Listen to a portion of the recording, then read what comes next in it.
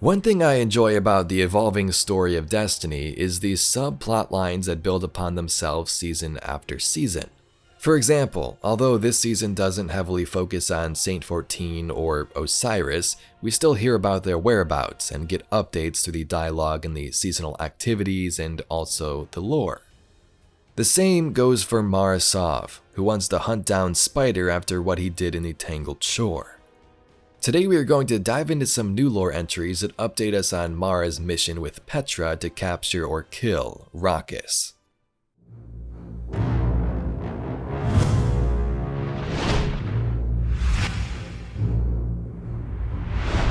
So why does Mara have this anger towards the spider? Well, when you look at the goals and background of this Elixni, the spider had control over the schemes and missions of the Tangled Shore. If you're new to Destiny and you know Star Wars, think Jabba the Hutt. Many different alien species would come here into, bars and stuff like that to do these crime and syndicate deals, and Spider was sort of at the head of this, funneling supplies for his own people and taking part in these shady little deals on the side. One of the biggest missions came back in the Forsaken expansion when this character was introduced to us.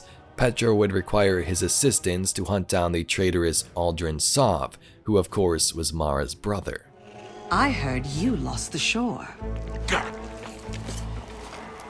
You lost my shore. Thought you might want some help getting it back.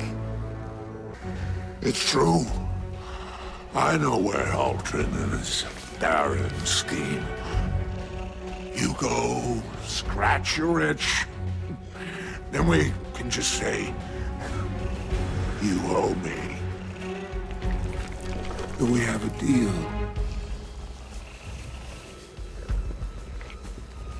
Deal.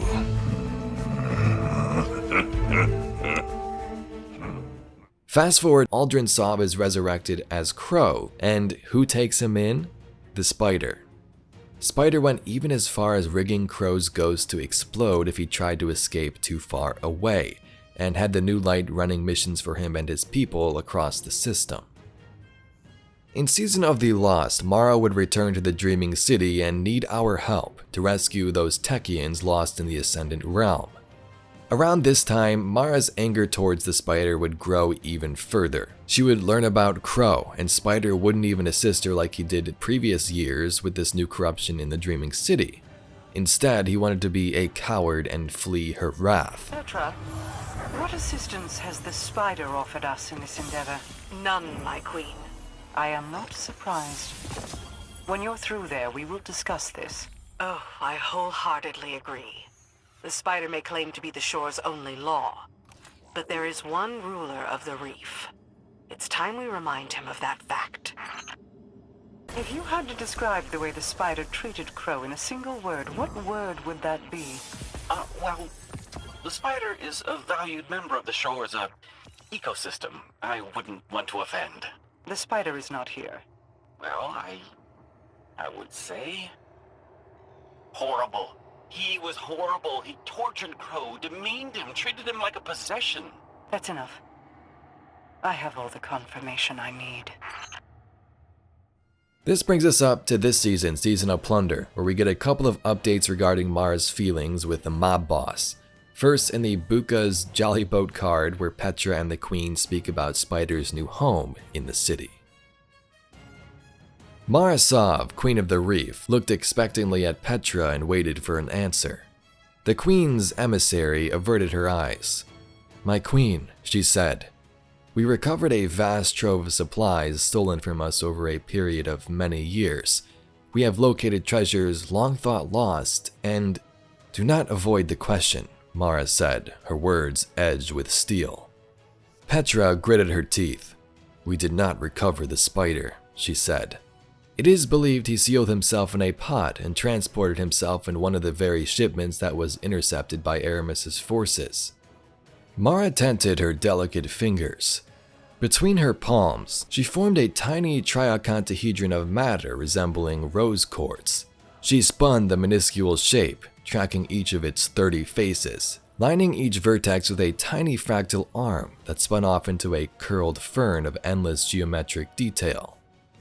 By doing this, she quelled the sudden urge to cleave the dreaming city in two, a reaction which would have discomfited Petra.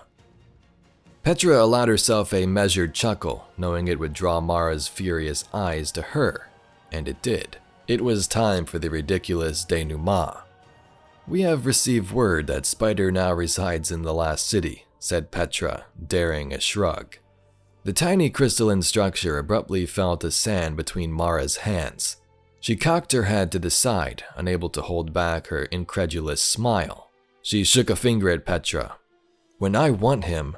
Petra brought a fist to her chest and nodded. "You need only give the word, my queen." Mara shook her head, boggling at the spider's improbable path. "Will Crow..." She began, but couldn't find the right word to contain the breadth of justice she'd imagined. Petra grinned. "I guess we'll find out." So if you look back to Season of the Lost with that dialogue and also the Wayfinder's shell, this is when Spider wanted to get smuggled out by the Drifter.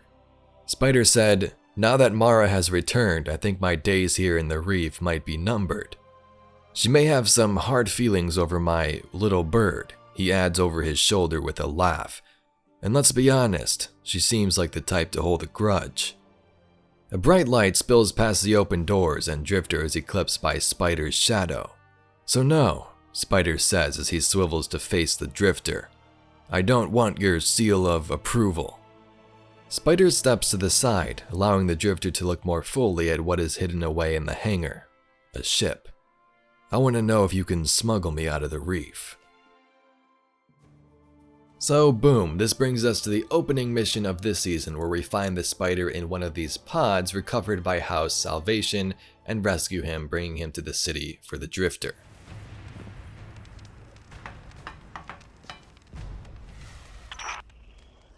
Who's that? Drifter?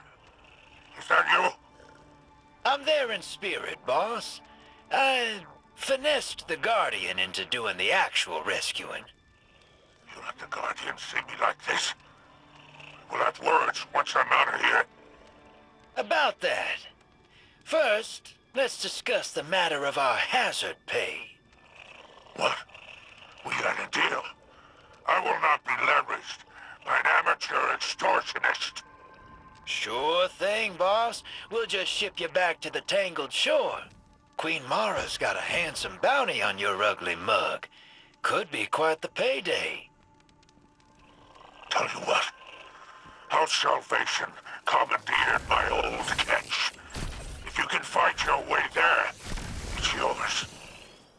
To wrap all of this up, we also have a lore entry where Zavala and Ikora speak about the Spider in the city. Ikora says let's just give him to Mara, she can deal with him, but the commander has another plan. Let things play out, maybe the Spider, like Mithrax, will change his ways and be of help to the city and its people. And if Mara demands his extradition? Ikora crosses her arms behind her back and arched her eyebrow at Zavala. The Vanguard leaders were sequestered in Zavala's office. A terse missive from Petra Venge lay at issue between them. "Then we'll happily accommodate her," the commander responded with a wry smile. "But I suspect Mara's attention is elsewhere." "Perhaps she needs a reminder," Ikora floated casually. "It would give us the political cover to act." "It would," Zavala frowned. "But even if we evict him, I'm reluctant to send him back to the reef." Ikora chuckled dryly. "A fate worse than death. I can only imagine what the Techians have dreamed up for him." "Besides," the commander said, "turning an asylum seeker over to the Awoken would needlessly provoke the Elixni." He tried to keep his tone light, but it betrayed him as he felt the seeds of an argument starting to form. "True," Ikora shrugged. "But the Spider's very presence in the city is a provocation. You saw what happened when the House of Light arrived, all the unjustified hatred." Zavala grunted in reluctant acknowledgement. "In Spider's case, the anger would be entirely justified," Ikora pressed, trying to forestall Zavala's inevitable objection. "He would give critics of Elixni resettlement plenty of fresh ammunition. It would set relations back by a year, and we've only just stabilized." "You're right," he conceded. "Spider's more trouble than he's worth." Ikora sighed. "If I'm right, then why are you about to fight me on this? Zavala smiled softly. They knew each other so well. 2 reasons, he replied. First, Spider is somewhat of a cultural liaison between the Elixni and humanity. He was welcoming to Guardians when most of the shore was still a war zone. Is that how you're framing his ghost shell collection? Cultural exchange? Ikora wrinkled her nose in distaste. That's a mark against on my ledger. Mine as well, Zavala replied. But we have to accept the Elixni for who they are, warts and all. If we're going to live with them, we have to understand them. And nobody understands both sides like Spider. And second, Ikora prompted, we never know who might become an ally. Zavala gestured in the direction of the Elixni quarter below. The number of Guardians that Mithrax has killed over the years, he trailed off with a shake of his head. But now, Mithrax fights for the last city as his home, he continued, turning back to Ikora. It was unimaginable even a decade ago, but here we are. And in Ido, I see the first real hope for collective peace in my lifetime, not just a ceasefire, but a real peace. Zavala shrugged. In a century or two, who knows what Spider might become? Ikora narrowed her eyes and pressed her lips together in firm disapproval. Zavala smiled to himself, knowing he had won. Anyway, Guardians, that's all we got for today's video. Let me know down below what you think is going to happen with the Spider in the future. Will he be turned over to Mara Sov to die, or will he become a valuable member of our city? If you'd like to see some other Destiny lore and mysteries just like this video, please be sure to subscribe to the channel. Anyway, I thank you very much for watching, and I'll catch you all in the next video.